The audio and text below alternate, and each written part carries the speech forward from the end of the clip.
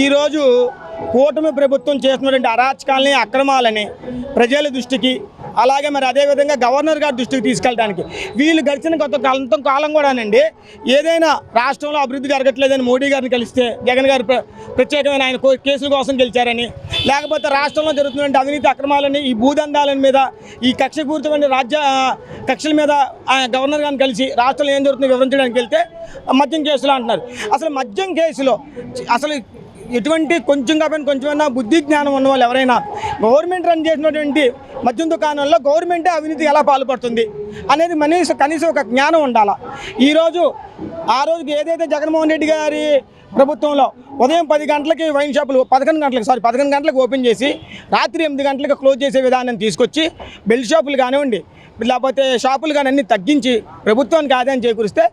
ఈరోజు 24 గంటలు మద్యం ఏరులే పారిస్తూ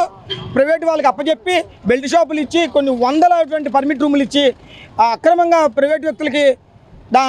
ప్రజల సొమ్ముని రక్తంలాగా పీలుస్తున్నటువంటి వీళ్ళ దాంట్లో అవినీతి జరుగుతుందా, గవర్నమెంట్ రన్ చేసిన దాంట్లో అవినీతి జరుగుతుందా ప్రజలు గమనించాలి.